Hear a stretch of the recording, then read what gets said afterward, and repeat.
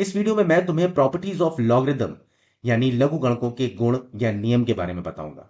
सबसे पहले मैं तुम्हें बताऊंगा कि वो नियम कौन से हैं और फिर मैं तुम्हें यह बताऊंगा कि उनका प्रयोग कैसे करते हैं। लेकिन उससे पहले चलो एक बार लॉगरिदम यानी लघुगणकों की संकल्पना को दोहरा लेते हैं। इसे दोहराने के लिए चलो हम मान लेते हैं a के घात b बराबर c। तो ये समीकरण किस रूप में है? ये है घातांक के रूप में। अगर हम इसे लघुगणक या लॉगरिदम के रूप में लिखेंगे तो इसे कैसे लिखना होगा? हम लिखेंगे लॉग सी आधार ए बराबर बी। असल ये दोनों समीकरण एक ही बात कह रहे हैं, बस इन दोनों को लिखने का ढंग थोड़ा सा अलग अलग है। इस वाले समीकरण में हम ए और बी दोनों को जानते हैं और हमें सी ज्ञात करना है या हम सी तक पहुंच रहे हैं, क्योंकि घातांकी व्यंजक को इसी तरह से समझा जाता है। हाँ, इस दूसरे समीकरण में आपको यह पता है कि कोई एक आधार संख्या a है जिस पर कुछ घात लगाने पर उत्तर आता है c, और फिर गणना के आधार पर आप ये निकाल लेते हैं, ये ज्ञात कर लेते हैं कि वो घात आखिर थी क्या। तो इस तरह से हमने लघुगणक को संक्षेप में दोहरा लिया। अब मैं तुम्हें लघुगणक के कुछ रोचक गुण या नियम बताऊंगा, और ये नियम दरअसल ए बी और सी के इन्हीं संबंधों और कुछ नियमित घातांकीय नियमों के आधार पर ही निकले हैं। तो हमारा पहला नियम है कि अगर लॉग ए आधार बी को लॉग सी आधार बी में जोड़ा जाए तो इसका योगफल होगा लॉग ए गुणे सी आधार बी। लेकिन इसके लिए शर्त यही है कि दोनों का आधार बराबर होना चाहिए यानी समान होना चाहिए। जैसे यहां पर जुड़ने वाले दोनों व्यंजकों का आधार एक ही है यानी बी। तो अगर लॉग ए आधार बी को लॉग सी आधार बी में जोड़ेंगे तो उसका योग होगा लॉग ए गुणे सी आधार बी। अगर हम इस पूरे नियम में ए बी और सी की जगह कुछ संख्याओं का प्रयोग करें तो शायद ये और बेहतर तरीके से समझ में आएगा। तो चलो देर नहीं करते हैं। मान लो हमने ए बी सी की जगह लॉग 8 आधार 2 धन लॉग 16 आधार 2 ले लिया। अब अगर ऊपर का ये नियम सही है तो लॉग 8 आधार 2 और लॉग 16 आधार 2 को जोड़ने पर हमारा जो उत्तर आना चाहिए वो होना चाहिए लॉग 128 आधार 2। कैसे? 16 का 8 में गुणा कर देंगे क्योंकि यहां पर क्या है ए गुणे सी, और अगर 16 का आपको पहाड़ा आता है तो क्या होगा 16 अठे 128। तो इन दोनों का जो योगफल है वो आना चाहिए लॉग 128 आधार 2 के बराबर। इसे जांचने का एक बहुत आसान तरीका है कि हम क्या करेंगे कि ये जो लघुगणकीय व्यंजक हैं इन्हें हम साधारण संख्याओं में बदल देंगे। यानी लॉग 8 आधार 2 को लॉग 16 आधार 2 और लॉग 148 आधार 2 को सामान्य संख्याओं में बदल कर देखेंगे कि बराबर के बाईं तरफ के दोनों संख्याओं को जोड़ने पर बराबर के दूसरी तरफ की संख्या आती है या नहीं। तो चलो ये करते हैं हम लोग। वास्तव में अगर देखा जाए तो लॉग 8 आधार 2 का क्या मतलब है? इसका मतलब यह है कि 2 पर अगर कोई घात लगाई जाए तो उसका मान 8 आना चाहिए। यानी लॉग 8 आधार 2 का वास्तविक मान क्या होगा? वो घात जिसे 2 पर लगाने पर संख्या 8 आ जाए। तो हम अगर गणना करें तो क्या आता है? 2 के ऊपर 3 घात लगानी होगी यानी 2 का 3 बार आपस में गुणा करना होगा, तब जाके हमारे पास 8 आएगा। यानी 2 के घात 3। तो इस पूरे लॉग 8 आधार 2 का जो मान होगा वो क्या होगा? 3। ठीक है, तो यहां हमने क्या लिख लिया? 3। इसी तरह से अगर लॉग 16 आधार 2 को देखें तो 2 के ऊपर वो कौन सी घात लगाई जाए जिससे उत्तर 16 आ जाए, यानी 2 का आपस में कितनी बार गुणा किया जाए कि उत्तर 16 आ जाए। तो गणना करिए, गणना से क्या पता चलता है? 2 गुणे 2 गुणे 2 गुणे 2 यानी 2 के घात 4। यानी इस पूरे लघुगणकीय व्यंजक का जो मान होगा वो क्या होगा? 4। अब इस तरफ है लॉग 128 आधार 2। इसका क्या मतलब है कि 2 के ऊपर कितनी घात लगेगी कि हमारा उत्तर 128 आ जाए? तो हम 2 का गुणा अगर करते जाए तो 2 गुणे 2 गुणे 2 गुणे 2 यानी कितना हो गया? 16। फिर गुणे 2 यानी 32, फिर गुणे 2 यानी 64, और फिर गुणे 2 यानी 7 बार 2 का गुणा करने पर हमारे पास क्या आएगा? 128। तो यहां पर इस पूरे गणितीय व्यंजक का मान कितना होगा? वो घात जो 2 पर लगकर उसे 128 बनाती है, यानी 7। अब अगर हम बराबर के इस तरफ के 3 और 4 को आपस में जोड़ दें तो उत्तर कितना आ जाता है? 7। है ना कमाल? इसका मतलब ये नियम पूरी तरह से सही है। बहुत सारे लोगों को ये थोड़ा सा जादू टाइप का लग रहा होगा, लेकिन कुछ ऐसे बच्चे होंगे जिन्हें ये बहुत आसान और बहुत आसानी से समझ में आने वाली चीज लग रही है, और जिन्हें ये बिल्कुल आसानी से समझ में आने वाली चीज लग रही है, बिल्कुल कॉमन सेंस पर आधारित लग रहा है।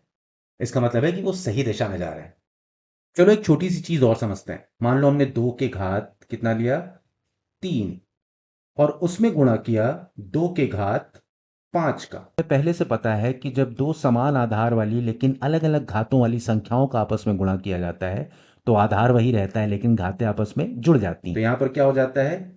2 के घात 3 धन 5, यानी 2 के घात 8। अब जैसा कि मैंने तुम्हें पहले भी कई बार बताया है कि a के घात b बराबर c और log c आधार a बराबर b एक ही चीज को कहने के दो अलग तरीके हैं।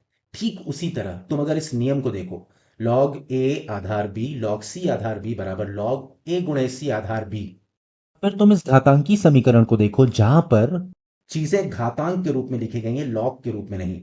यहां पर भी बिल्कुल वही चीज हो रही है जैसे ऊपर इस लघु गणक के नियम में हो रहा था। यहां पर क्या था? इन दोनों का गुणा हो रहा था। ठीक इसी तरह से जैसे यहां पर 2 घात 3 गुणे 2 घात 5, और उत्तर क्या आ रहा था? आधार के ऊपर दोनों के दोनों घात आपस में जुड़ जा रहे थे। तो अब तुमको पूरी तरह समझ में आ गया होगा कि ये लघुगणकीय नियम सही क्यों है। क्योंकि हमें याद है कि जब भी किसी एक आधार पर, समान आधार पर दो अलग अलग घातों का गुणा किया जाता है तो उसका उत्तर क्या आता है? उसके उत्तर में आता है कि आधार तो वही रहता है लेकिन ऊपर की दोनों घातें आपस में जुड़ जाती हैं। तो ये दो अलग अलग तरीके हैं एक ही चीज को कहने के। तो चलो अब हम लघुगणक यानी लॉगरिथम के एक दूसरे नियम की तरफ चलते हैं, जो ये कहता है कि लॉग ए आधार बी ऋण लॉग सी आधार बी बराबर लॉग ए भागे सी आधार बी। अब इसको समझने के लिए भी हम वही काम करेंगे जो हमने इससे पहले वाले उदाहरण में किया था, यानी यहां ए बी और सी को अलग अलग संख्याओं से बदल देंगे और फिर देखेंगे क्या होता है। अच्छा, इस बार मैं आधार के रूप में 2 को नहीं लूंगा, बल्कि इस बार कुछ अलग लेते हैं ताकि तुम्हारी समझ और पक्की हो सके। तो चलो इस बार मैं आधार के रूप में क्या लूंगा? 3। ठीक है, तो मैंने लिख लिया log 1/9 आधार 3। अभी अलग से समझ में आ जाए, दोनों में फर्क करना सीख पाओ, इसलिए मैंने इसको ब्रैकेट में कर दिया। ऋण log, यहां पर भी वही आधार होगा 3 log 81 आधार 3। ये ऐसे लिख लिया मैंने। अब अगर ये नियम सही है तो इसके हिसाब से बराबर के इस तरफ हम लिखेंगे log 1/9 भागे 81, और भिन्नों में भाग के नियम के अनुसार इसका मान कितना हो जाएगा? ये हो जाएगा log 1/9 गुणे 81, यानी log 1/729। चलो यहां आधार लगाना मैं भूल गया, इसको आधार लगा लेते हैं। यहां पे सब जगह आपको आधार लगाना है 3। ठीक है, तो इसका मान कितना आ जाएगा? log 1/729 आधार 3। अब इसको देखो, log 1/9 या log 1/9 आधार 3। अच्छा, 3 में कौन सी घात लगाएं कि 9 हो जाए? 3 गुणे 3 अगर करेंगे तो 9 हो जाएगा, यानी 3 में 2 की घात, और 3 में ऋण 2 की घात अगर लगाएंगे तो हो जाएगा 1/9। तो इस log 1/9 आधार 3 का मान कितना हो जाएगा? ऋण 2। अब उसी तरह से इस एक्सप्रेशन को देखो, log 81 आधार 3 को, इसका मान कितना आएगा? 3 के पावर या 3 के घात हम कौन सी संख्या लगाएंगे कि 81 तक पहुंच जाए? तो इसका उत्तर होगा 4। 3 गुणे 3 गुणे 3 गुणे 3, 3 का 4 बार गुणा करोगे तो आ जाएगा 81। और यहां पर पहले से ऋण का चिन्ह है तो हमने यहां पर ऋण का चिन्ह लगा दिया। अगर ऋण 2 और ऋण 4 को जोड़ा जाए आपस में तो इसका उत्तर कितना आएगा? ऋण 6। अब अगर हमने किसी भी तरह से यह सिद्ध कर दिया कि ये ऋण 6 इस log 1/729 आधार 3 के बराबर है, अगर हमने इसको इसके बराबर सिद्ध कर दिया तो हमारा काम बन जाएगा। और इस तरह से क्या सिद्ध हो जाएगा कि log a आधार b ऋण log c आधार b बराबर log a/c आधार b। तो आओ चलो देखें इसे कैसे सिद्ध कर सकते हैं हम लोग। अगर हमने ये जांच लिया या ये सिद्ध कर दिया कि 3 के घात ऋण 6 बराबर 1/729 है। अगर हमने ये सिद्ध कर दिया तो इससे क्या पता चलेगा कि ऊपर का ये नियम सही है, यानी इन दोनों व्यंजकों को आपस में एक दूसरे से घटाने पर इसका उत्तर ये आएगा। तो अब देखते हैं कि 3 घाते -6 बराबर 1/729 होता है कि नहीं। 3 घाते -6 को और क्या लिख सकते हैं, 1/3 के घात 6, और इधर पहले से क्या है, 1/729। अब भिन्न के नियम के अनुसार हम ये भी लिख सकते हैं कि 3 घाते 6 बराबर 729।